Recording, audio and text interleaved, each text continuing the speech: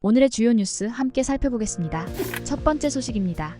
이번 추석 연휴 동안 병의원이나 약국을 이용할 경우 평소보다 30에서 50% 더 높은 본인 부담 비용이 적용됩니다. 이는 9월 14일부터 18일까지 닷새간 토요일 야간 공휴일 진료비 가산 제도가 시행되기 때문입니다. 이 제도는 초과 근무에 대한 보상 개념으로 병의원과 약국에서 야간 또는 주말, 공휴일에 진료하거나 약을 조제할 때 진찰료와 조제료를 가산해 청구할 수 있도록 하고 있습니다. 예를 들어 평일 오후 6시 이후나 토요일 오후, 공휴일에 동네 의원에서 진료받으면 초진 진찰료가 평일보다 30% 추가되며 응급 상황으로 마취나 수술을 받을 경우에는 50%의 가산금이 붙습니다. 또한 평일 야간이나 주말에 약국에서 약을 지을 때도 조제료가 30% 더해집니다. 이번 추석 연휴에는 병의원과 약국이 연휴 동안 문을 열 수 있도록 유도하기 위해 건강보험에서 지원하는 진찰료와 조제료를 한시적으로 50% 인상해 보상하기로 했습니다. 그러나 환자 부담은 기존대로 유지됩니다. 추가로 권역응급의료센터와 전문응급의료센터의 전문의 진찰료는 이번 연휴에 150% 가산율에 100%를 추가 적용해 평소보다 3.5배 높은 진찰료가 지급될 예정입니다. 다음 뉴스입니다. 김건희 여사와 관련된 업체가 주도한 대통령 관저의 준공검사조서가 조작된 것으로 밝혀졌습니다. 준공검사는 아예 이루어지지 않았으며 행정안전부와 대통령 비서실은 법적 절차를 모두 거쳤다고 서명했습니다. 또한 증축 내역이 담긴 관저 도면도 작성되지 않았습니다. 이 같은 조작은 허위공문서 작성에 해당하며 직권남용 혐의도 적용될 수 있습니다. 하지만 감사원은 고발 대신 관저 이전이 시급했다는 이유로 주의 처분에 그쳤습니다.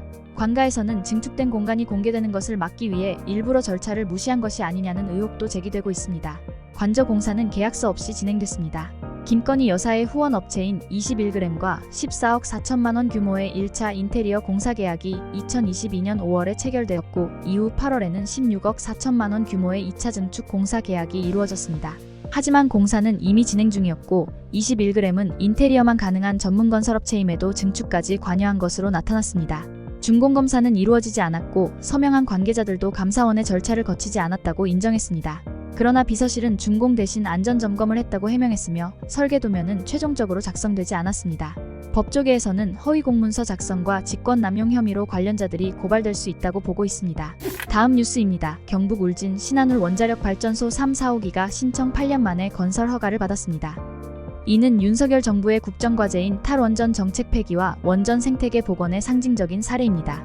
원자력안전위원회는 12일 제200회 회의에서 신한울 3, 4호기 건설을 허가했으며 이는 2016년 이후 8년 3개월 만에 새 원전 건설이 재개되는 것입니다. 신한울 3, 4호기는 각각 2032년과 2033년 완공 예정으로 경북 울진군에 약 11조 7천억 원의 공사비가 투입됩니다. 이 원전은 기존의 신한울 1, 2호기와 같은 가압경수로형 원전으로 설계되었으며 안정성 심사와 최신 기술 기준을 적용해 건설이 진행될 예정입니다. 문재인 정부 시절 탈원전 정책으로 중단되었던 신한울 3, 4호기 건설은 윤석열 정부의 에너지 정책 전환으로 다시 추진되었으며 정부는 이번 결정을 통해 원전산업 제도약과 안정적인 전력 공급을 기대하고 있습니다. 현재 국내에서는 26기의 원전이 운영 중이며 추가로 신한울 3, 4호기와 세울 3, 4호기가 가동되면 총 30기의 원전이 운영될 전망입니다. 다음 뉴스입니다. 오는 12월 대구 동대구역 광장 등에 세워질 예정인 박정희 전 대통령 동상을 막기 위해 시민사회가 다양한 대응에 나섰습니다. 박정희 우상화 사업 반대 범시민 운동본부는 12일 대구시에 대한 주민감사 청구 절차를 진행 중이라고 밝혔습니다. 이들은 국토교통부에 주민감사 청구 대표자 증명서 교부 신청을 했으며 국유지인 동대구역 광장에 박정희 동상을 세우는 과정에서 행정 절차 위반과 시민 혈세 낭비가 있었다고 주장하고 있습니다. 주민감사 청구는 지방자치단체의 사무처리가 법령에 위배되거나 공익을 해친 경우 주무장관에게 감사를 청구할 수 있는 절차입니다. 운동본부는 박정희 전 대통령을 기념하는 것이 헌법 정신을 위배하고 조례 제정 과정에서 공정성이 결여됐다고 강조했습니다. 운동본부는 주민감사 청구 이후에도 대구시의 조치가 미흡할 경우 주민소송을 추진할 계획입니다. 또한 이들은 대구시의 공간시설 시민제안서를 제출하며 박정희 동상이 아닌 항일운동 지도자나 민족예술가를 기리는 시설 설치를 제안했습니다. 대구시는 오는 12월 동대구역 광장과 대구도서관 공원에 박정희 동상을 세울 예정입니다. 다음 뉴스입니다. 약 30년 뒤에는 65세 이상 고령 가구가 전체 가구의 절반을 차지할 것이라는 전망이 나왔습니다. 통계청이 발표한 장래 가구 추계에 따르면 2022년 24.1%였던 고령 가구 비중이 2052년에는 50.6%로 증가할 것으로 보입니다.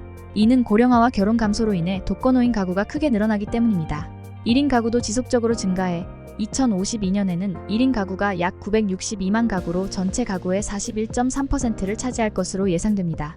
특히 70대 이상의 1인 가구가 가장 많아질 것으로 보이며 2022년 18.7%였던 20대 1인 가구 비중은 2052년 6.9%로 감소할 것으로 전망됩니다. 또한 부부와 자녀가 함께 사는 핵가족은 줄어들고 4인 가구 비중은 2022년 14.1%에서 2052년 6.7%로 감소할 것으로 보입니다. 이러한 변화는 고령화와 결혼 감소, 비혼 가구 증가 등 사회 구조 변화와 밀접한 관련이 있습니다. 전문가들은 고령 1인 가구가 경제 적정서적으로 취약할 가능성이 크므로 기초연금을 저소득 1인 고령 가구에 집중 지원하는 등 정책적 대응이 필요하다고 강조하고 있습니다. 다음 뉴스입니다. 최근 국제밀 가격이 하락하면서 파리바게뜨, 뚜레쥬르 등 식품업계가 가격 인하에 나섰습니다.